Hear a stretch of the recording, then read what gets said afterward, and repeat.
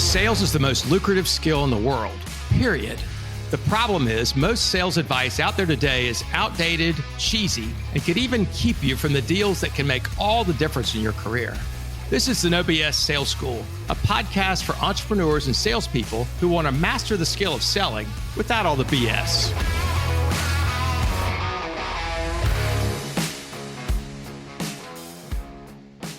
I want to give a shout out to Chris Caldwell, who's a damn good trainer coach out on the left coast.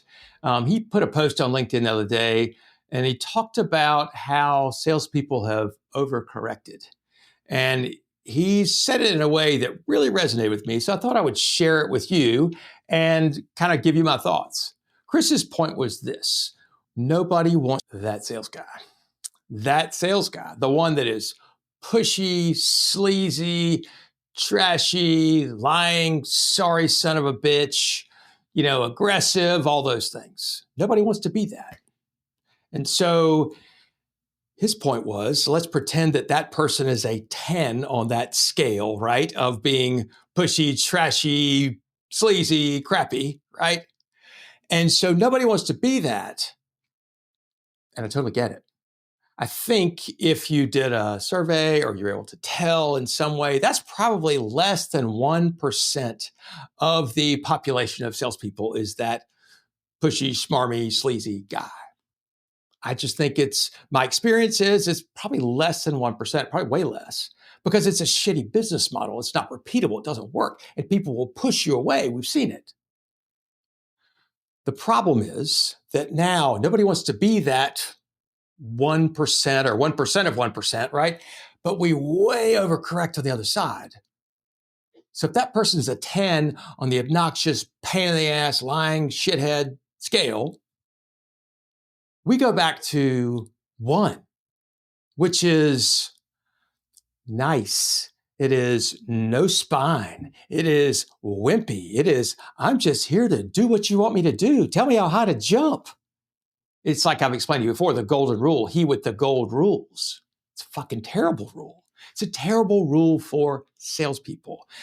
And because we're so afraid that somebody would think we're sleazy like that 1%, we've given up. We've rolled over.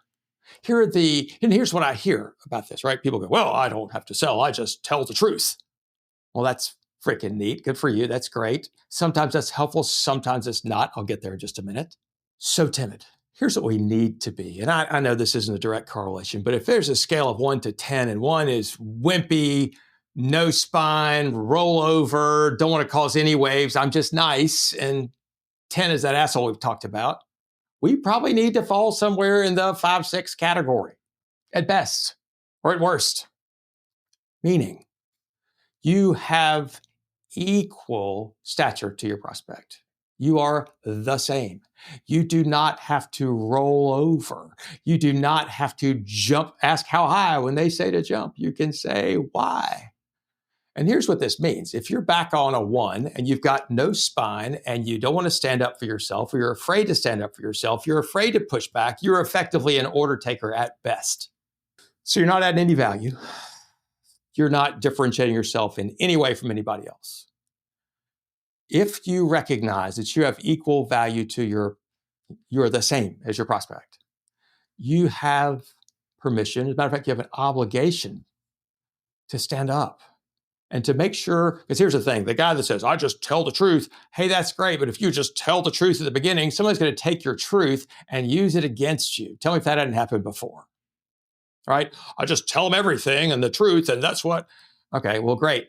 There's a time to tell the truth. There's a time to give them your answer. There's a time to do all that shit, but it's not at the very beginning of your sales call.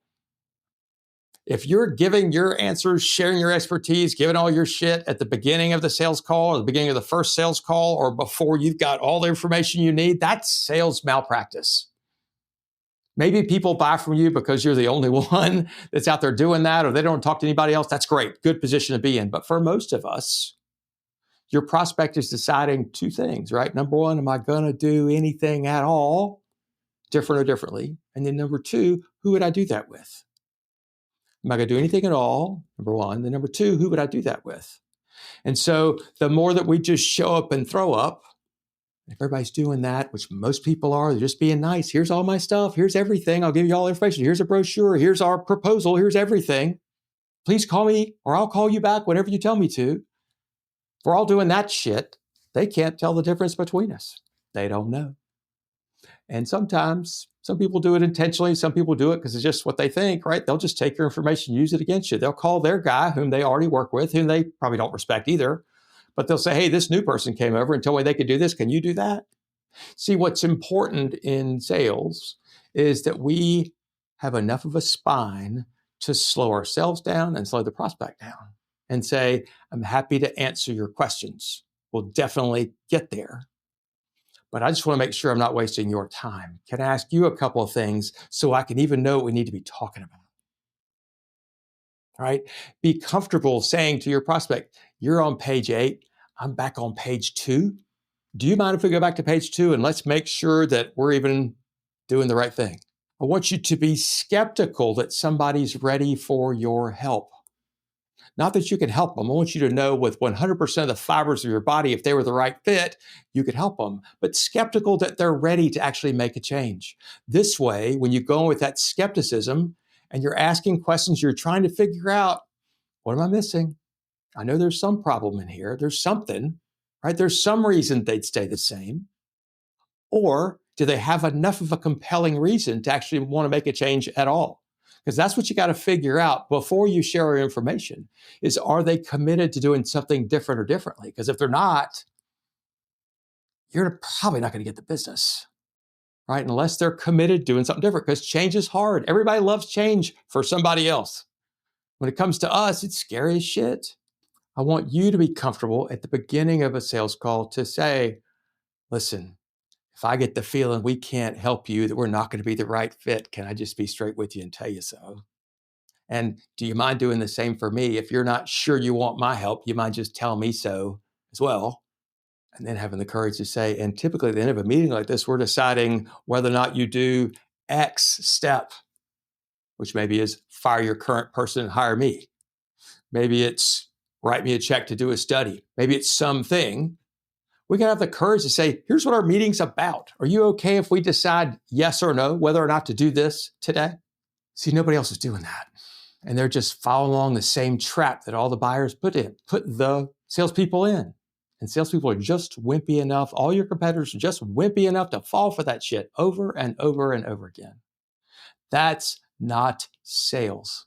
That's order taking, and it's bullshit, and you'll never make a good living doing that, and you're easily replaceable to do that. If you want to increase value for yourself and your company, especially if you own the company, you need to be, yes, you need to tell the truth. You also need to demand that and understand how to get that from your prospect. You need to be willing to say, you know what, you're going too fast. We need to slow down and see if this even makes sense. We also need to be comfortable saying no. You need to be comfortable saying no. No to something they request from you, or no that they're not going to be the right fit and they don't get your information. I don't ever mean to be a jerk, but you got to be comfortable walking away from something that's not going to be the right fit or that you're not likely to get. You got to be comfortable saying no. Don't waste your time with people that aren't going to buy from you. Not everybody deserves a proposal. Not everybody deserves a demo. Only the ones you have a reasonable chance of getting the business because you understand the pain they're trying to solve, you understand their budget, and you know their decision-making process. If you don't know that shit, you got no business sharing people what you'll do. I'm Walker McKay with No BS Sales. Need some help with that? Happy to have a conversation. 803-917-2817. Thanks for listening. Share this with somebody else who needs to hear it. Thanks for listening to the No BS Sales School podcast. If you're struggling to close deals, then I want to invite you to take my free mini course where you'll learn the 7 most expensive sales mistakes that will cost you time, money, and credibility. So be sure to click the link in the show notes or go to www.7salesmistakes.com. That's the number 7salesmistakes.com. Thanks again for listening to the No BS Sales School podcast.